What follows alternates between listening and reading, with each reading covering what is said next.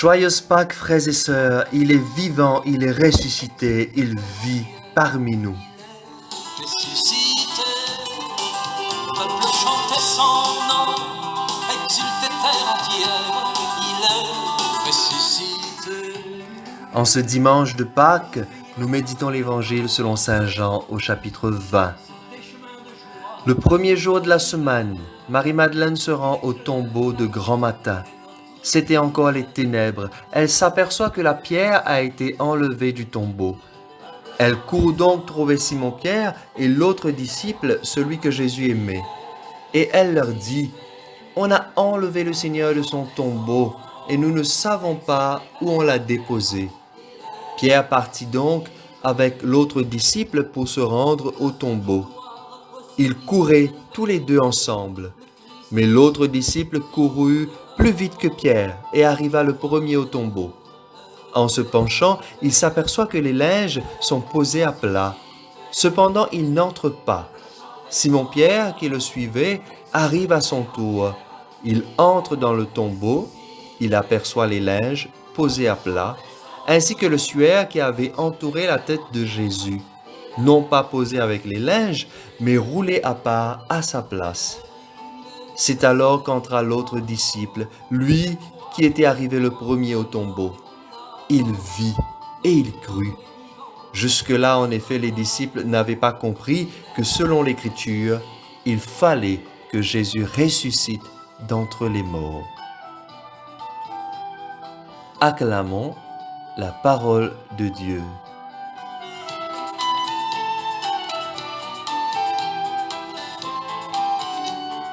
Ce matin, frères et sœurs, Marie-Madeleine voit que la pierre a été enlevée du tombeau.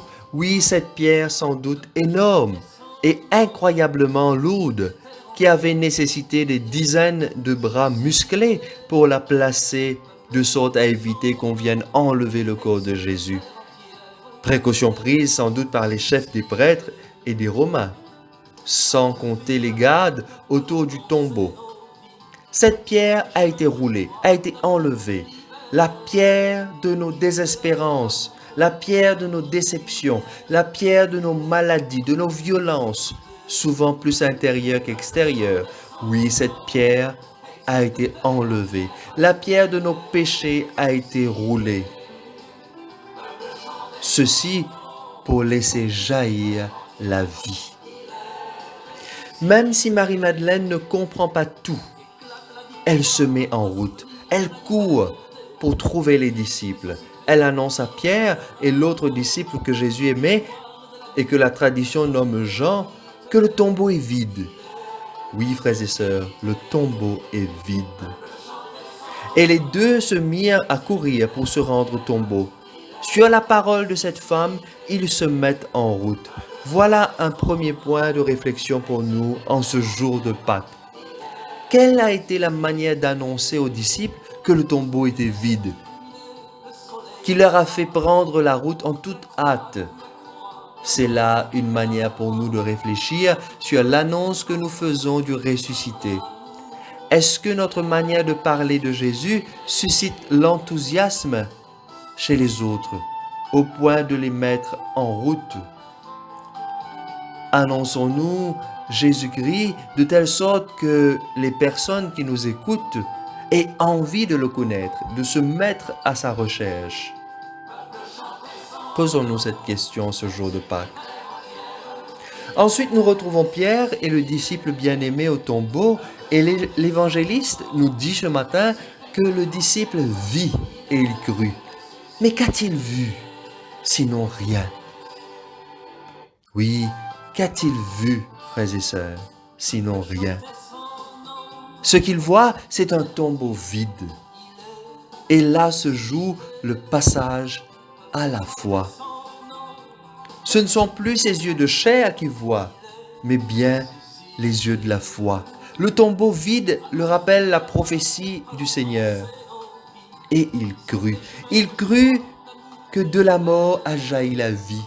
Il crut en la victoire de l'amour sur les puissances du mal.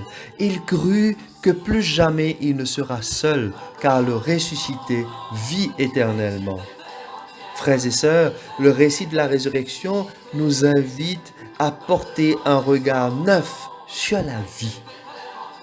Comme ce texte prend tout son sens aujourd'hui, en plein milieu de nos tourments, en cette période de pandémie, de confinement, nous sommes invités à voir la vie nouvelle dans les médecins qui se donnent sans compter pour soigner nos malades, la vie dans les agents de sécurité, les policiers, les gendarmes qui risquent leur vie pour protéger la nôtre.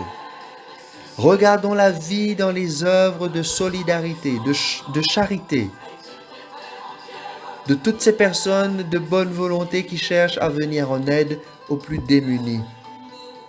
Regardons la vie, frères et sœurs, dans nos dirigeants politiques et étatiques, qui malgré leurs faiblesses, leurs défauts, tentent au mieux de gérer cette crise mondiale. Regardons la vie dans les nouveau-nés, qui nous rappellent l'innocence et l'espérance en l'avenir. La vie dans nos aînés, qui ont souvent des souvenirs à en perdre la tête et qui nous font voyager par leurs histoires. Frères et sœurs, regardons la vie autour de nous. Prenons le temps de voir comment est-ce que Jésus vit, ressuscite nos corps mortels. Aujourd'hui, il nous ressuscite de nos péchés, de nos faiblesses, de nos petitesses.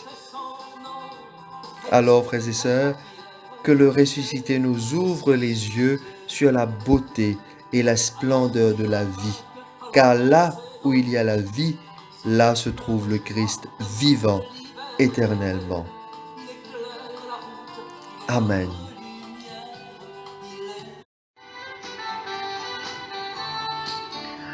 Frères et sœurs, ma petite communauté, le Père Octavian et le Père Jean-Paul se joignent à moi pour vous souhaiter vraiment une joyeuse fête de Pâques.